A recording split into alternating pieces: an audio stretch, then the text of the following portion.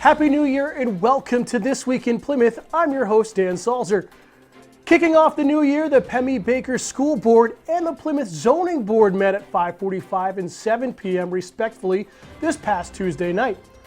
The school board held a brief meeting as they elected a new temporary chair and vice chair to the board after Lisa Ash stepped down. The board voted on Christy Duras as chair and Phil McCormick as vice chair until the new board is voted on in March. After concluding the meeting, the board moved downstairs to begin the budget hearing for the 2023-24 school year. Throughout the meeting, the board was met with concerns about the increased rate for the next school year, which led to discussions among the board. Although the budget process has been going on for months, the board voted on and approved a special meeting to be scheduled on January 17th at 5 p.m.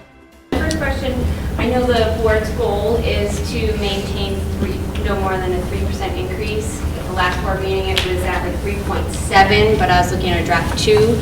What is the increase this year? So it was it 4.5? Yeah, Yeah, it's at 4.5 It's at under the 4.5. appropriations. Yep. Okay. So I have a couple of things if I can. So I guess my first is looking at that as being 4.5.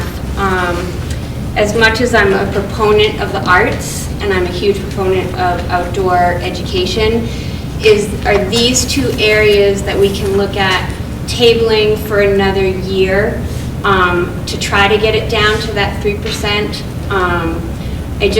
I think we all feel the pressures of our economy right now, going to the gas station, going to Hannaford's. It's a lot, and our taxes have been going up exponentially for quite some time now, and I'm a Plymouth resident. So it's hard for me to ask this because I'm an educator, but I do wonder if we need to just hold back on adding extra expenses. I understand special education costs out of our control, transportation costs out of our control. This is an area we could maybe just pause for a year and bring it back to the table and give some relief to our taxpayers. I do feel like the folks who spoke tonight had a good point about the positions, the teaching positions. As I mentioned at the last school board meeting, I feel as though we could push that off a bit, but I thought I should at least put that out there again. And it seems as though we could. I don't know the schedule, and I know how challenging that is, and I know it's a crazy puzzle to try to fit 650 kids into a high school schedule. But it seems to me that there's got to be some creative way to make this happen with the teachers we have and the sections we have. Are we saying that all of the other classes are fully booked, and that it seems like we have a smaller number of kids now than we did 5 years ago? Bruce, did the Bobcat? I'm hearing that the Bobcat block really threw the scheduling, and it appears it may have pushed more kids into study hall. Is that the basis for the problem here? Is that why so many kids are in study hall, and why we're adding two positions? The other one is that we used to, 10 years ago, we had one of the strongest theater programs in the state of New Hampshire, where we offered a lot of these courses. Obviously, when the teacher negotiated, and we ended up with this Bobcat block. Yes, it did create some roadblocks for us by giving those kids that extra time and extra free time in their schedule. But this isn't new. We used to have down the road. Yeah, our numbers were a lot lower.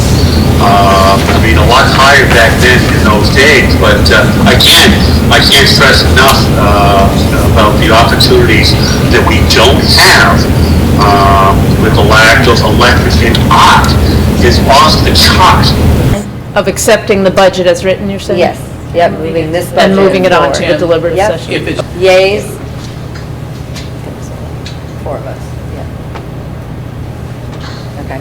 So that motion fails, so now you need a new motion. New motion now to repeat, so you made a motion A to, motion to schedule a special board meeting on the 17th at 5 PM for the purpose of final approval of the proposed 2023-24 school district budget.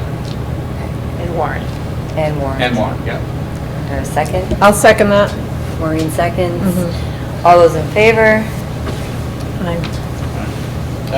And nays? Abstained? Okay, so that passes. That same night, the zoning board received a request for special exemption and variance for an off-site parking facility that is more than 300 feet for the property at 42 Main Street. Request submitted by Eric Bouchard, Joseph Miller, and John Matchell ultimately got denied by the board. I will point out, just for the record, that the application was incomplete, and if any board member doesn't want to, they can object. Okay? What was it incomplete for? They didn't make the request. A special exception is requested for article blank, section blank, Oh, okay. and the same thing happened on the zoning, blank, blank. They're not telling us what they want to have Okay. to be excused from or worked I around. see. So basically, this is a very simple request. I'm sure you hear that on all of them, but it is a very simple request. The property at 42 Main Street, which has housing above, 4 units above, okay, requires to have a certain amount of parking for it. So what we'd like to do, because now this property is transferring ownership at 42 Main Street, is to create an easement at the end of Gould Street in front of the 2 buildings that are up there in a parking lot that is already established and existing and has been used for such purpose right along. So the variance is for the additional 40 feet or so that it's over the 300-foot mark, okay, which seems pretty simple. And then the special exception is to use the parking lot, the underutilized parking lot, as a parking lot for this. So if a potential visitor, tenant, anybody visiting 42 were to park in this apparent gravel parking lot, how do they get, or what is the distance from 2 and 4 to get to 42 without trespassing on private property? Are the stairs private property, I guess is what I would ask. Yes. I know that that was town-owned property. Did the town give that to CGSB? Oh, 36 and 28, they came in before us. Those are both private properties. We established that. They were going to maintain them, and they were there. Right. Clarification on the application, right? So the application's incomplete. It says an application for a variance. So and then the application for a special exception. Can I just get clarification on exactly what they're asking for, with that part being absent? Yes, that's a question. Yep. So what are you asking for a variance for? The variance is for the distance, because you have a 300-foot distance regulation in your planning board regulations, which my understanding is very close to being changed, potentially. We say I that should the say. parking for a residence can't be more than 300 feet away. Is that what that says? And off-site parking. And Yep. off-site Off-site parking. Okay. So it's that, and then the special exception is for the use of the parking lot. Variance does not pass. It's not necessary to go on to the special exception. This past Thursday, the Plymouth Planning Board met and held the first of 2 public hearing sessions for the 2023 zoning amendments. While there were 7 different amendments up for discussion that night, one in particular drummed up a lot of conversation between the public and the board, which is the topic of off-site parking. Fifth Amendment is Article 12, Section 1204.3D, special exception criteria for off-site parking. amending the criteria for special exception for off-site parking facilities to state that they shall be reasonably and safely accessible from the use the parking facility serves. So currently in the ordinance, it's written that off-site parking must be within 300 feet. And so we're changing the 300 feet to say reasonably and safely accessible, and to give a bit more flexibility than the rigid number of 300 feet to prioritize things like context and circumstances and the judgment of the zoning board to make the right decision in this situation, rather than sticking to the 300 feet as a hard number. May I ask why you want to change that 300 feet?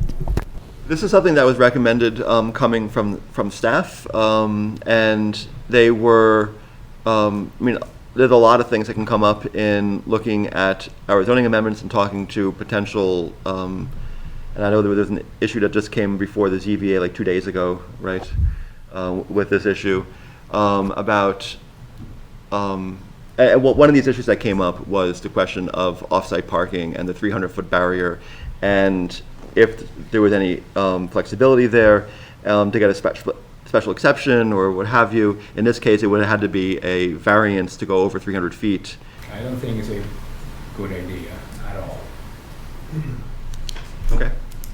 I suppose in my case is try to solve the parking issue first. I don't think there's anybody up cars, here. Yeah. More cars in parking. Yeah. In discussing this, there were two things that came up. One would be if you had a site that was 305 feet away from, let's say Steve Rand wanted to provide off-site parking for his business, and it was 305 feet away, that would require variance. The other situation is, currently as it stands, if let's say a business on Tenny Mountain Highway didn't have adequate parking where they were, but they owned the parcel across the road, it would be less than 300 feet, but there'd be no safety requirement there. So this proposed language does require that it be both safely accessible, even if it's less than 300 feet. So that is a change, which makes sense.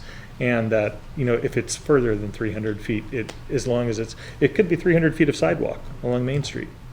That, there's nothing that would be, in my mind, that would be a fairly reasonable thing to expect. I agree with making this change. I think 300 feet is too short of a distance. If you were placed in the middle of downtown and you need to do this, where are you going to find property within 300 feet of that business or apartment or whatever? I understand that there are people talking about the fact that they want to not allow more apartments in downtown. I'm not sure that I see what apartments are there are causing any trouble to downtown, and a few more I don't think would cause much trouble either, okay? In order to accommodate anything like that, you're gonna be over 300 feet away to get some parking. I think the zoning board has the ability to use their judgment and make decisions. If I'm not mistaken, there is no parking requirement for any building in the village commercial zone. For a business, which is why I mentioned that you had a business. Right. For residential, there is. There is? Residential in the village commercial zone? I thought don't residential- believe so. No? In all areas except the village commercial zone, off-street parking spaces shall be provided in accordance with the following schedule. I'm gonna get lost in the zoning ordinance now. Yeah. So am I correct that there is no requirement for parking in the village commercial zone? Okay, so that doesn't pertain to you, doesn't pertain to me, doesn't pertain to Chuck, it only pertains to the other zones. And it only pertains, correct me when I'm wrong here, it only pertains when there's a desire for that person to meet the requirement for parking, and possibly the site isn't large enough to do what is necessary to meet the requirements. The other question I have is, what is the practical requirement for this off-site parking? Does that have to be owned property? And does it have to be deeded? And if it's not owned and deeded, then how does the town, so there has to be some kind of perpetual lease?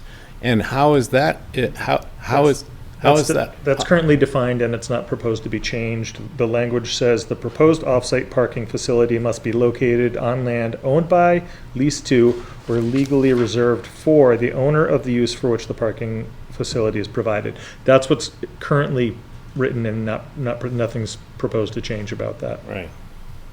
So that seems like a giant hole, because if you get that permission by leasing some property, it would seem like from your next door neighbor, and you propose to park all the people that you're now permitted to have on that lot there, then as soon as that lease goes away or terminates, now the town has the problem again, and it's, I'm not so sure that I'm all that concerned about it, but maybe we should be. And it's not the germane question even with respect to what we're talking about. So the question is, should it be 300 feet or could it be more? I think more is fine. It does seem as though that there's a lot of wiggle room in the question about what are the terms exactly, whether or not it's shall be reasonably and safely accessible. Mm-hmm. And those are criteria that the ZBA would consider in their Right. special exception. So there's no definition of those things, of course, so that's just a matter of how they decide, right? So there is no even though there's no requirement for parking on Main Street, there is a requirement that an off-site parking facility be permitted. So someone from Main Street, whether it be an apartment or a business, could apply. Let's say they bought a vacant lot on Merrill Street and wanted to provide parking for either residents or a business. That site would have to have a permit for off-site parking. And it would be related to a primary use. Right now, that use has to be within 300 feet of the off-site parking. This would allow an exception, the special exception would allow that to be any distance as long as it's safely accessible. Where is the off-site parking in the, It's page 66. is it the same? Yeah. That's what's currently in our zoning ordinance. And all I'm saying is right now, it doesn't allow you to have an off-site parking facility that's greater than 300 feet from the primary use. So this would in fact allow that, so that's a positive to a Main Street person. Or business or residents.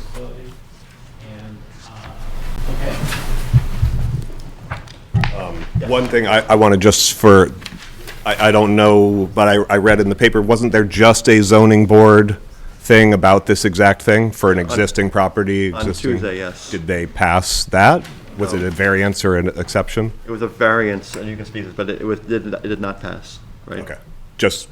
Okay. This is not related to any specific case. This was Right, no. This was recommended as a result of that application, but I was just looking for it for context for how hard it is to get that variance or exception versus changing the language, just because I'm sure you're all reasonable and concerned with safety, but you're probably not lifetime members of the planning board. And so Well, generally, you got to do is look at our national politics. We don't know who comes after you. so generally speaking, as So I think it might be good to have some sort of actual parameter and not just. So generally speaking, vague as Bill language. was saying earlier, the bar for a variance is pretty high. Right. And you have to prove a lot. Right. Whereas for a special exception, it's a process you go through, and you can still get rejected, of course. Sure. But there are guidelines, and if you, it's I just want, easier like, bar. for some context, because that's one where they're already the existing owners of the properties in question. and the adjudicative board that makes those decisions about that imprecise language is actually not the planning board, it's the zoning board. Is it? Okay. Yeah. Still, it still applies to them as well. For good reason. Right. So, we can propose changes, they have to be voted on by town meeting, but they're actually, the special exception are evaluated by the zoning board, so there are multiple parties happening already.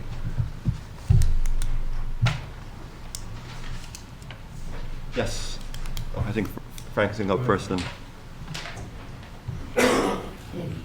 Frank Miller. I did the parking inventory in 2000 and I re-accomplished it in 2020. The Village Commercial Zone starts at Merrill Street, ends at Warren Street in the south. There are exactly 505 spaces in the area, the Village Commercial Zone. We have 170 businesses on Main Street. If you have one business owner and 2 employees as an average, you come up with 505 spaces. I don't know about you, but the only thing that's missing is customers. The fact is, we physically need to have new parking garages, elevated areas. There's been 6 spots identified that would allow that to occur. But this needs to come, of course, from the citizens that decided that they would like to get more parking. I'm just concerned about the language of leaving it just reasonable and safely in here. I think it's open to interpretation for everyone in this room to say what's reasonable and what's safe. And I perhaps, and I don't, the number doesn't bother me. 300, 500, it's like Frank said, because we have all kinds of overlapping issues. But I think that perhaps work with town council to come up with better language. I just think this is wide open for all kinds of interpretations. I was also informed when I was noticing this agenda and everything that this was, brought up, I guess, at the last meeting, and that was the first time this had been brought up, and then they were going to bring it to a public hearing this soon. And I was just wondering the reason. I mean, before we've taken 6, 7, 8 months to look at some stuff, and then propose it and have the hearings and put it up for ballot. But this seems to be a little rushed, and I'm just wondering why we feel, at the last minute we want to try to get this in. I would note that, yes, this was brought up very recently, but at the same time, how many people in the audience knew that we were discussing changing how we measured building height on Main Street before tonight? I would guess that nobody did. If folks want to get more involved before this night, we do this the first and third Thursday of every month. I'm sure Mr. Round knows. And the agenda is posted online and in the town hall, and folks can certainly get more involved. But we talk about this stuff a lot. Some amendments need an extensive amount of discussion, and some of them are purely administrative in nature. A reminder that you can watch full replays of town meetings throughout the week on channel 1301 or on demand on our YouTube channel. Now moving to the world of sports. Congratulations to the PRHS girls basketball team after picking up its first win of the season this past Tuesday in a 39-37 thriller against Timberlane. Time now to take a look at some of the news and upcoming events around Plymouth. The town clerk's office announced that filing for municipal offices will open on January 25th. There are several spots open, including 2 seats on the town select board. If you are interested, be sure to head over to www.plymouth-nh.org to get all the details to register before the February 3rd deadline. The select board will meet on Monday the 9th at 5 p.m. in the meeting room at Town Hall. Also that evening, the Plymouth School Board will hold its monthly meeting at the Plymouth Elementary School with a focus on the 2023-24 budget.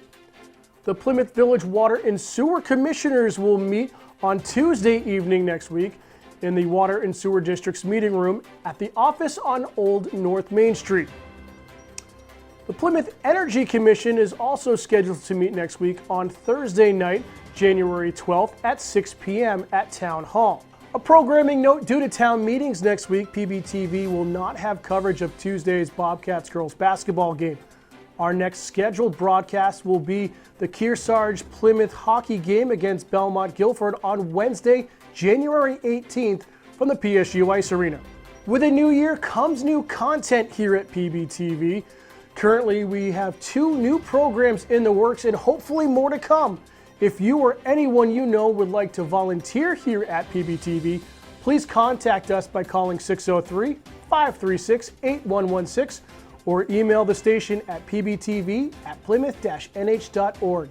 Additionally, if you are a Plymouth resident, did you know you have the use of our facility and equipment to create your own programs and videos? To find out more information, contact us today. Thanks for tuning in to this week's edition of This Week in Plymouth. For our executive producer, Jonathan Picard, I'm Dan Salzer. Thank you for watching, and we will see you next week.